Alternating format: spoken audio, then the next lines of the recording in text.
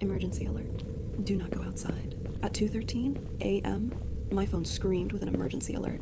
The message said, residents must stay indoors. Do not go outside. Report any figures standing still in residential areas. I thought it was fake, or maybe a glitch. Then, my dog started growling at the front yard. I slowly walked to the window and looked outside, across the street, under the streetlight.